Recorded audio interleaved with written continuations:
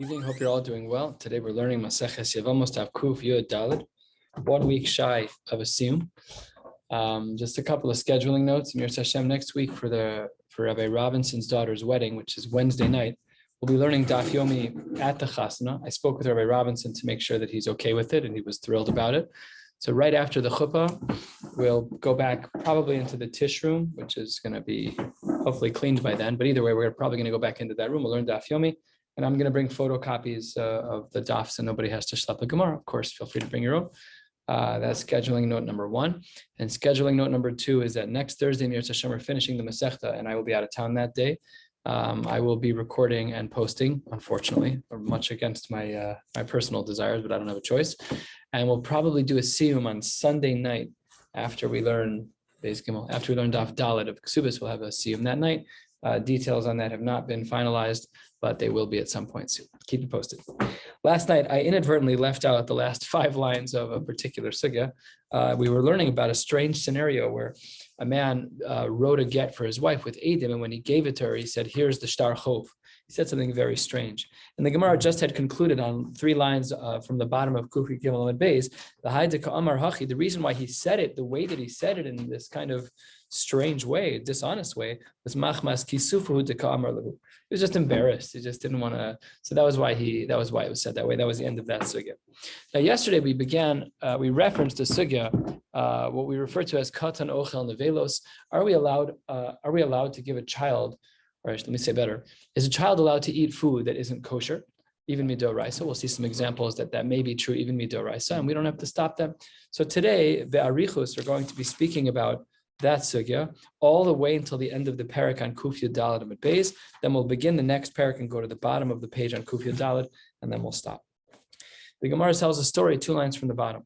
Rav Yitzchak bar Bizna irkasu le miftachei debei medrasha b'rshus harabim b'shabsa. He was irkasu. He lost the keys of the Beis Medrash in the Rishus Harabim on Shabbos. The Gemara doesn't discuss how that happened. It just says that it happened. So all we know is that the keys are outside of the Eruv, or they're in a place that's a Rishus Harabim Doraisa, and the Beis Medrash is locked. He didn't know what to do. What do people do when they're stuck? They go ask a shaila. Asa l'kamed de Rabbi Pedas. Amar le, Rabbi Pedas said to him, here's what you should do. Zil, you should go. Dbar tali v'talia, take young boys and young girls, v'letailu hasam, and go play out where you think that the keys might be. And maybe the imishkacheluhu, ma'isiluhu, that if the kids find the keys, they'll pick them up and they'll bring them back into the Eruv. So this was Rabbi Pedas's recommendation to Rabbi Yitzchak bar Bizna. So what can we infer from this story? Alma, it seems from here, kasavar katan ochel nevelos, that a katan is allowed to be ochel nevelos. Of course, ochel nevelos is the catchphrase of they can violate halacha, because here we're not talking about nevelos. But in theory, had it been nevelos, they also could have eaten nevelos. But here, what it means is they can violate Shabbos because they're little children. We are not talking about children who know the difference. We're talking about tiny little children. Many years ago, when I was living in Yerushalayim, I lived in Har Nof, and I had night seder in the Beis Medrash of Rav Reuben. Rav Reuben's shul was where there was that vicious attack, an axe attack many years ago. A number of people were killed. Nebuch, Rav Meir Twersky from YU, his brother was killed in that attack. Terrible story. Anyways, I learned in that Beis Medrash at night seder. And we were discussing this shaila in Hilchos Shabbos. If you leave the light on in your bedroom, can you hold a little child next to the light switch? Don't tell them what to do. Can you hold them there and let them play with the light switch until it's as you wish and then walk away? So Rav Reuben told me, he said, you're allowed to do that until they know that there's a day called Shabbos. You know, like, oh, is it Shabbos today? Like, they have to have a little something, 3 years old, 2 years old, whatever the age is. It may differ from the child. But the Gemara says over here that at that very young age, and maybe maybe we actually have a raya davar to support the psak of Rabbi Pedas. The Gemara says, Kuf Yudal Amud Beis 4 lines down, Lo Yomar Adam Latino Kaveli Mafteach Haveli Chosam. You're not allowed to tell a child to bring me these particular things which would cause a problem of carrying on Shabbos. Rashi points out, Ella Manicho Tolesh, Manicho Zorek, he can pluck it himself if he wants, or he can throw it himself. So Abaye says that's not a good raya. That particular case has an explanation to it. Amar Abaye, Tolesh, whatever talisha, whatever separation of food or vegetation he is doing is ba'atzit she'enu naku. That's in a pot that has mud in it, that something is growing in it, but it's eino naku. There's no hole in the pot, and therefore it's not connected to the ground, and therefore it's only an isur derabanan. And zorek, maybe it's bekarmelis, which is only derabanan, and therefore that too is not a raya brura that we allow for a katan to be ochal nevelos. And we're going to keep asking a bunch of cases, one after the next.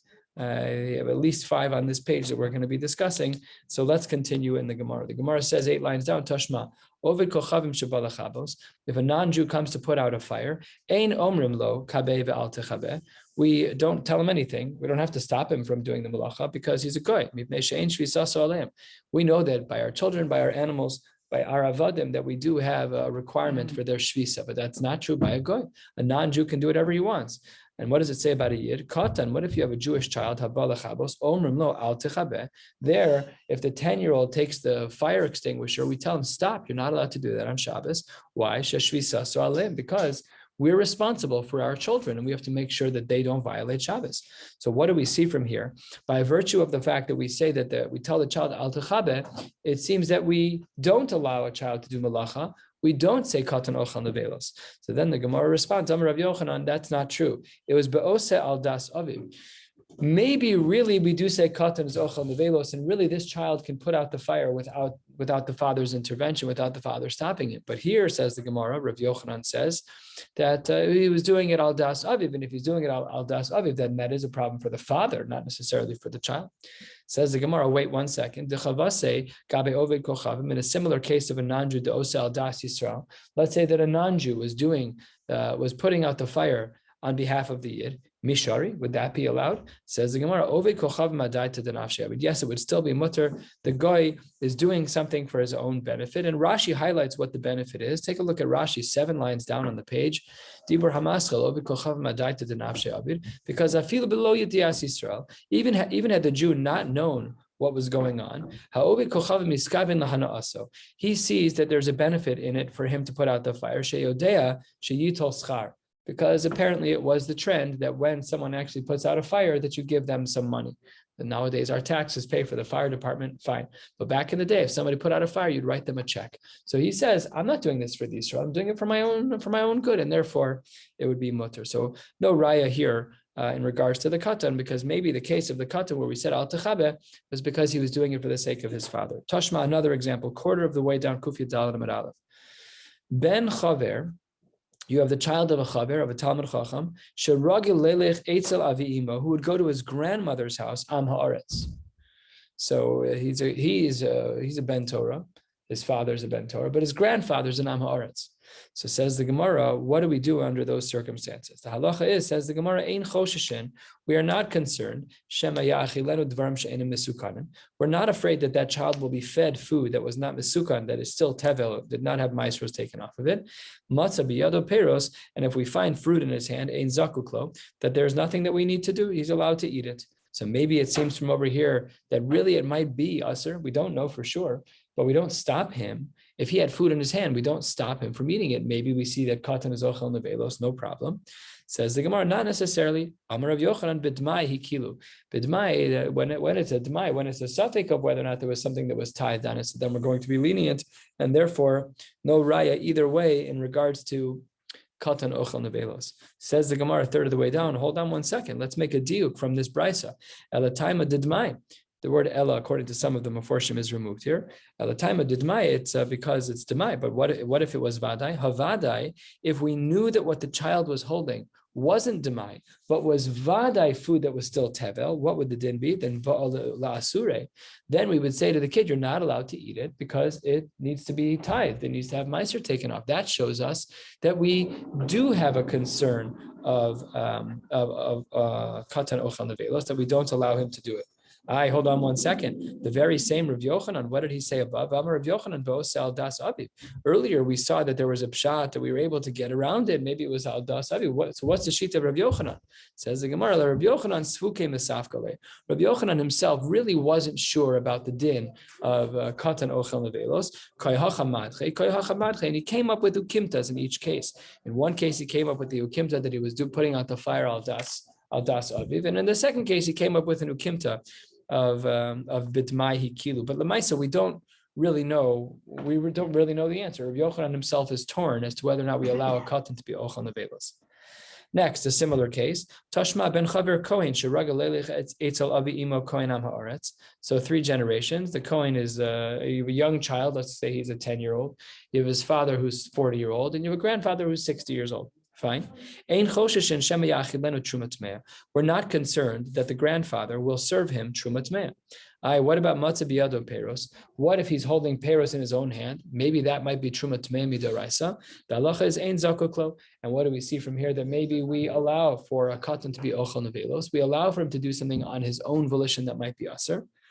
I misspoke. The child can't be 10. He'd have to be younger than 10. That's an age of chinuch already. Let's say he's 5, a little bit of a safer age. Anyways, the Gemara responds with a simple response, but truma d'Rabbanan. We're talking about a case of truma d'Rabbanan, but taka, if he was holding food that was truma d'oraisa, then maybe we would have stopped him. Tashma, let's talk about some of the halachos of nursing. Yonik tinok v'holech me'avodas kochavim u'mibehemat me'ah. A child who needs milk, a child, they didn't have powder. Neither do we, apparently. So I don't know if it makes much of a difference. So let's just say that a child was starving. So the halacha is that he can nurse from an avodas kochavim and even from a behemoth tmeah. We have a principle in halacha called kol hayotzi min atame tameh. Anything that is extracted from an animal, if the animal's tameh, then that which is extracted from the animal is tameh. So cow's milk, mutter, because the cow is mutter. The poskim, the Gemara does ask this: why is milk a mutter? The animal is alive; it's aver min achai. Okay, that's a good shiur. The Gemara in Bechoros discusses this, and so do the poskim. Here we see that they're allowed to eat from a behemoth tmeah, from a camel. Camel's milk is mamish. It's an isser d'oraisa. It's one of the reasons why we have chalav Yisrael. So it says that was the whole kula of Rav Moshe. Rav Moshe's family used to all drink chalav stam. However, he did not eat chalav stam. He would only eat chalav Yisrael. Why? Because he said that we have an FDA, that our government is conscientious about the milk that's in the cow factories, and therefore we don't have to worry about the injection of treif camel milk. It would never happen. It would never happen. But here, this child is nursing from an animal that is behemoth tmeah. Yet, what do we see? We don't care. We're not stopping the child. We let the child eat. And we cannot feed him that which is forbidden for him to eat, be they animals that are not shechted properly, animals with psulim, with trefos, and of course shkatzim or masim, like the creepy crawlies. When we kulan yonek mehen b'afilu b'Shabbos, he can nurse from any animal he wants, even on Shabbos. Ubegadol, if the child is an older child, of course it doesn't mean a child who's bar mitzvah. It just means a child who's a little bit older than infant or toddler. That would be aser. The contrasting opinion in this brisa, Abashal Omer Noag and Hayinu Sheyonkin mi behema tahora b'yom tov. We do allow for a child to be yonik from a behema tahora, from a cow, from a goat, from a sheep. That's mutter. And now let's ask our question. Tani Miha, what did we learn? Ein choshishin b'yonik sheketz.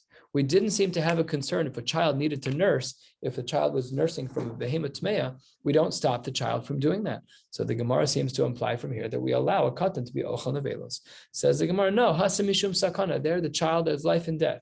If a child doesn't eat, he dies. Children are very, very fragile when it comes to their diet. Even now, you talk to new parents, you have to feed the baby every 3 hours. Bukoshi Rab, you can wait 4 hours. Don't wait any longer. Here you got a baby who's starving. He's going to die if he doesn't eat. So it was a sakana. Says the Gemara, Ihachi, if what we're talking about is a case of sakana, then why did you say that the gadol had a different din than the katan? Gadol nami. Says the Gemara, because gadol by umdina. You're right that there could be a sakana by a gadol, but when the child is a little bit more established and he has a little more fat on his bones, there we have to do an umdina. We have to assess the child to see if he should then eat food that is treif. But by a baby, we don't do that. Katan nami libayamdana. Maybe we should say that by the katan, we should also assess. So says the Gemara, a big principle as it relates to hilchos, everything in regards to baby, especially hilchos Shabbos. Amar Rav Huna b'Rei Rabbi Yoshua, stam tinok mesukan eitzel chalav. Very important halachic assumption. We typically treat a child as a chole out of the gates. And that's why poskim have given kulas to mothers who need to eat specific foods to ensure that their milk supply is sufficient, that by basar b'chalav, once they're out of the first hour of waiting after meat, so because all of the subsequent hours are only, and I'd say only not in a light way, but they're only a minhag as opposed to a din derabanan. There's a formal isser derabanan to eat meat in the first hour, to eat milk in the first hour after meat. But once we get into minhag territory, so then poskim are makil that a woman can eat whatever foods would help her milk supply to increase. Lamaisa, we don't have much of a conclusion from our Gemara as to whether or not we paskin that katan is ochel nevelos or not. Let's continue the Gemara analyzing the case that we just saw. 2 lines before the wide lines, Kufya Dalad Amar Aleph. The Gemara says, Abishal Omer Noagin Hainu Sheyon Kami Behema Torah B'Yom Tov. Asks the Gemara, what's the case, Hechidami, that we allow this child to nurse from a Behema Tahora? Idi Ika Sakana Filu B'Shabbos Nami. If the child had a sakana to it, so then who cares about weekday? It doesn't matter. Who cares about yontif even on Shabbos? Be the leka sakana, and if the child didn't have a sakana, so then what? I feel biyom tov aser manavshach. Doesn't make sense to say that it's only allowed on one. Sakana is sakana. If you have a sakana on yom tov, it can be machal Shabbos too. So it says the Gemara lo tzricha deika tzara. Very important din, which is, let's say that the child is not bitzar, the child is not bisakana, but he's bitzar, he's in a lot of pain. So we could understand that if a person is bisakana, that you can violate halachos. We understand that outright. But let's say that a person is simply uncomfortable. So what are the breaking points in halacha where we say that because someone is in pain, they therefore can mitigate that pain by violating halacha?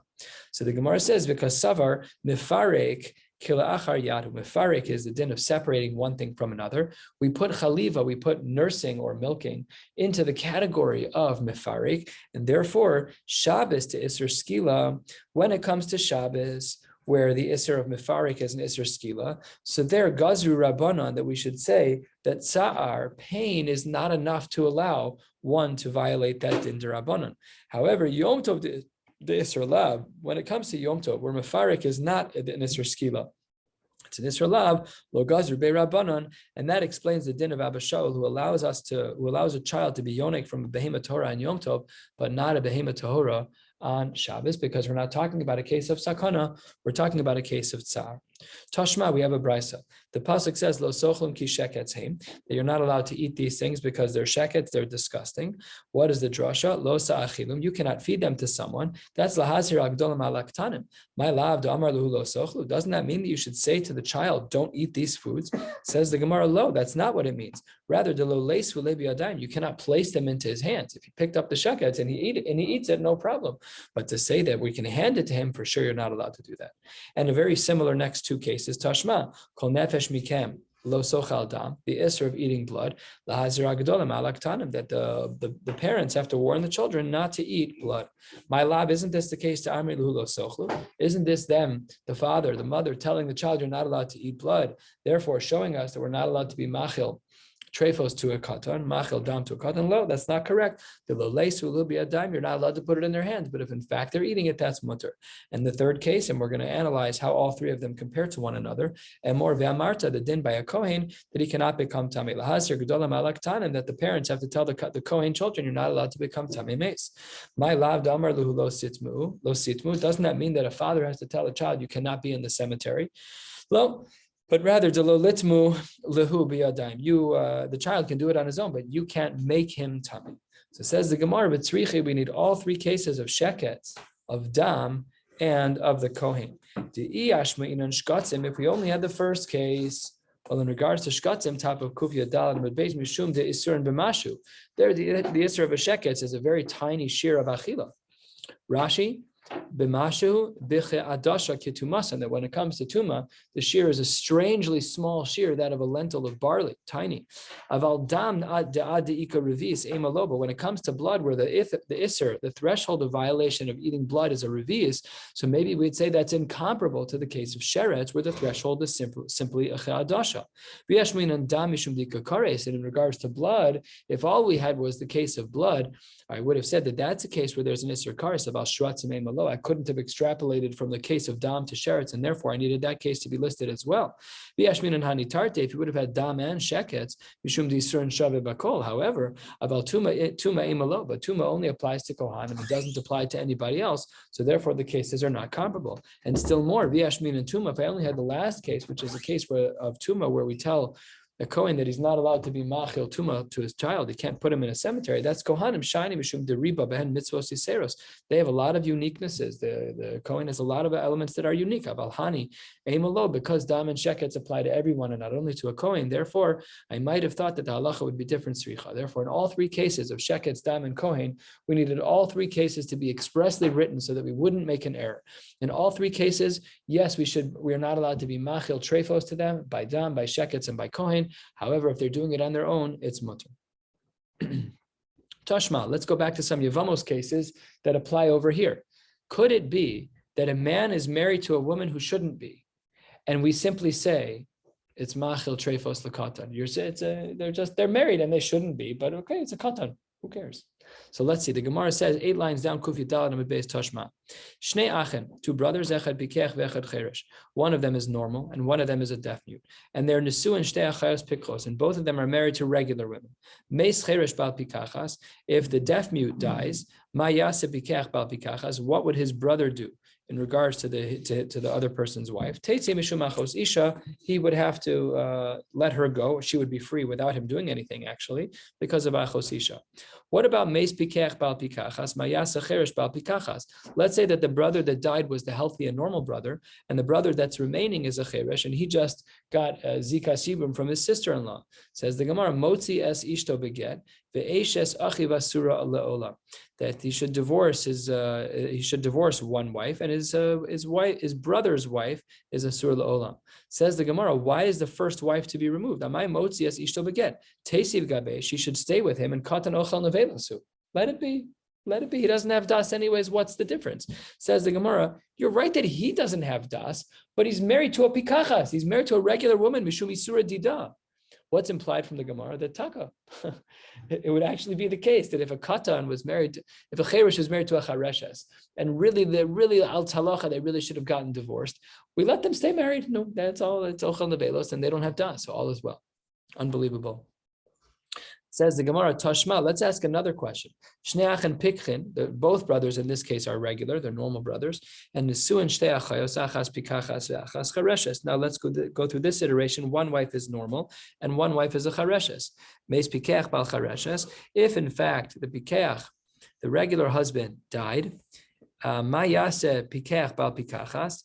If the Pikech died, that means that his Chareshes wife falls to the regular brother. What should he do? Teitze mishum achos isha.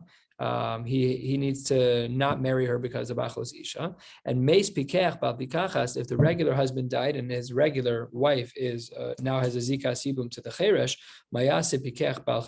Sorry, that's not correct. If meis Pikech bal Pikachas, yes, if the Pikech died and his Bal Pikachas wife is now falling to Yibum, Mayase Pikech Bal Chareshes, what should the husband do who is now married to a Chareshes? So the halacha is Motzias Ishto Beget the Eshes Achiv Bechalitza. He should divorce his wife who's a Chareshes, and he should do Chalitza to his Pikachas sister-in-law. Says the Gemara, but why? Teisiv Gabe, because so we should let them stay married. Says the Gemara, this is Mishum Eser Didei. You're right that she's a Chareshes, but he's a Pikech. We can't have them be married. That's not appropriate. So Rava threads the needle and comes up with the right question here. Amar Rava, Tashma Shnei Achen Echad Cheresh Ve'echad Pikech. Soon Shtei Achayos Achas Pikachas Ve'achas Chareshes.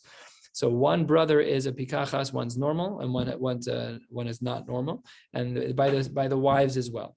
Meis cheresh bal chareshes, if the cheresh died and left over his chareshes wife, who now is a zika sibuma, mayas pikech bal pikachas. What then will the bal cheresh mayas pikech bal pikachas? What will the regular husband do with his inbound sister-in-law who's a chareshes with a zika sibum? Says the Gemara, teitze mishum achos ishto, should divorce his wife. And meis pikech bal pikachas, if the regular husband died, leaving over the bal pikachas, mayasa cheresh bal chareshes, what should the cheresh do? Says the Gemara, this cheresh should be motzi es ishto beget be'eshes achiv asur le'olam. The cheresh should divorce his chareshes wife, and he should never marry the sister-in-law. Says the Gemara, yeah, but we should let this couple stay married because it's a cheresh and a chareshes. Says the Gemara, v'ahacha delavi surah dida. Dida, we're not concerned about her. She's a charesh esika. V'la bisura dedeika, we're not concerned about him either. It's a cheresh and a chareshes. The katani motzias ishto beget. Yet we still see that we have that they need to be divorced, which means that we don't say that katan is ochel nevelis. We don't even let the cheresh stay married to the chareshes. Afal pi, that the whole marriage is derabanan, and we don't really have a concern for either of them. Says the Gemara, Amar of Shmaya, Gzeri Mishum Ataras Yevam Alashur. We have a Gzera derabanan that we do force them to get married out of concern that someone could mix up where the parameters are that we allow a couple to stay together, out of concern that we'll end up in a case with a woman who was being mater to the shuk when she should not have been allowed. Hadron Allah Cheresh Baruch Hashem. We finished the 14th perek of Maseches Yevamos, getting to the end. Yiratzon, we should come back to this daf in 7.5 years. Says the new Mishnah, 3/4 of the way down, maybe 2/3 of the way down. New perek called Ha'isha Shalom. Ha'isha Shahalcha Hi Ubayla L'Medina Sayam. It's a vacation. Husband and wife go out of town. Shalom Beino L'Veina V'Shalom Ba'olam. They have peace amongst themselves within the marriage, and the world is a peaceful place. Sounds like a poetic opening to a Mishnah. Overly poetic. In fact, the Gemara is going to question why we have to reference that they have wonderful shalom bayis. Uba ve'amra meis baili. And now remember, their marriage is good and the world is good. Everything is fine. There's no wars. And she says that her husband died. The halacha is that based on her singular testimony, tinase, she could marry a new man. Meis baili, if she says that her husband died, tisyabem, she could marry Shimon. Right? Reuven dies, she could marry Shimon. Now, let's say Shalom Bein Oleveina. Yes, their marriage is very good, but Umilchama Ba'olam, but there's a war going on in the world. Or conversely, Ktata Bein Oleveina, their marriage is not good, Vishalom Ba'olam, and then Uvasa ve'amra Meis Ba'ili, then Eina Ne'emenes, then she's not believed. Rabbi Yehuda argues on all of this and says, La'olam Eina Ne'emenes Elim Kain Basa Bocha Uvgadeh Kruin. The only way it works is if she shows up and there's some context, not theatrics, but she's actually sincerely upset, she's crying, and her clothes are torn. Amrulo, they said back to him, Achas zu ve'achas zu tinase. They said back to him, in both of these cases, whether or not the clothes are torn, she can marry. So says the Gemara, opening up 5 lines into the new perek. Tana shalom beino leveina mishum dekabay lemisna ktata beino leveina. The only reason we spoke about the rosy side of things, halacha is usually pretty dry as it relates to some of these personal life details. We look at halacha in a vacuum. Looking at halacha is like oker harim. It's something that we have to look at with objectivity. And we rarely allow our emotions to get in the way with halacha. That's the beautiful side of halacha. And it's rare to see like, oh, wow, look, this couple has shalom bayis, so beautiful. It's also so rare. So the Gemara says, the only reason we said shalom beino leveina is because later in the Mishnah it says, ketata beino leveina, but we didn't actually need to list the fact that their marriage was good. It was just a contrasting point. And as well, we also said, Tana shalom ba'olam, we also said that there was peace in the world. Mishum dekabay lemisna milchama ba'olam. Don't make the mistake of thinking that feelings are all of a sudden a reasonable variable in determining these halachos. That's not true.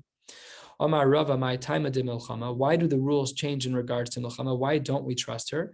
Because when the world is topsy-turvy, mishum de amra bididami, she'll go with her imagination. Says Rashi, dibur hamaschil bididami in the Gemara, where it says Gimel Mem, within Rashi, a little bit more than halfway down. Me'umad liba, she's estimating within her heart. V'afal gav de lo chazise demis, even though she didn't see him die. Back in the Gemara, salka daitam, what is she thinking? B'chol hani de iktol hu palit.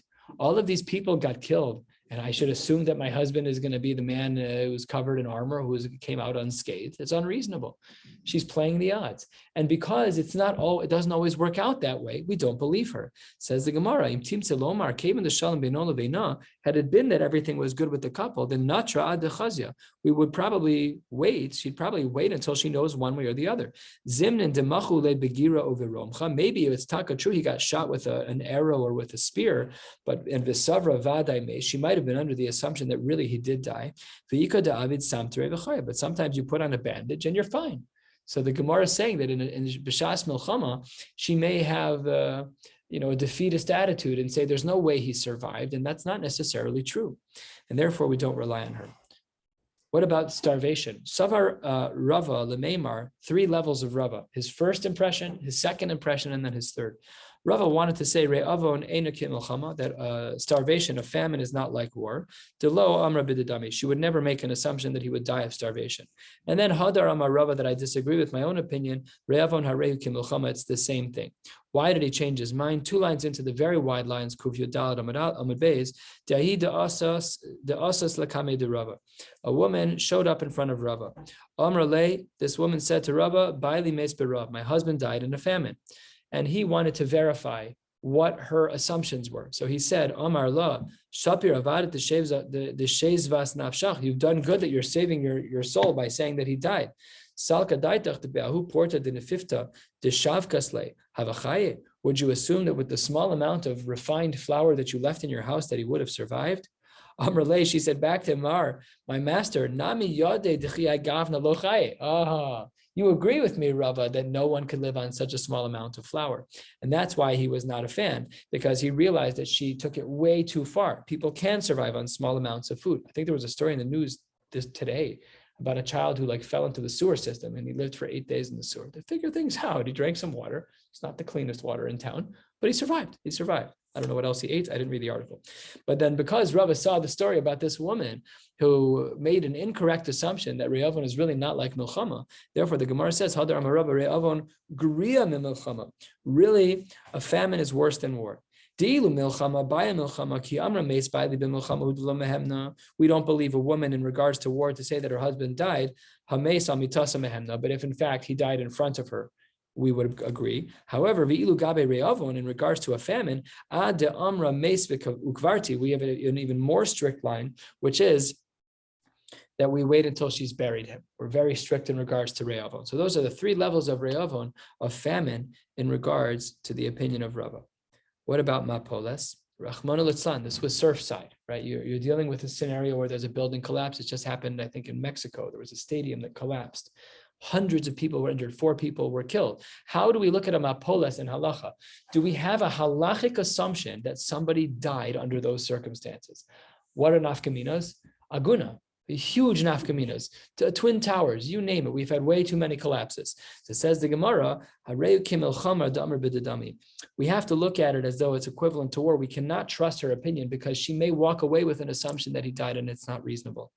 Sorry, I skipped a line. What about someone who is surrounded by nachashim ve'akrabim, by snakes and scorpions? A person might make an assumption there's no way he's going to survive. What about dever? What about a plague? What about a pandemic? What about Spanish flu, COVID? So it says that I went to the doctor the other day, and the nurse, she was a doctor actually, she said to me, I hope we don't have to worry about monkeypox the same way we had to worry about COVID. I said, please God, from your mouth to God's ears, we've had enough over the last couple of years. Well, how do we look at dever? Person Rahman al-Islan goes into the hospital with the dever disease, whatever the dever is of those times. Some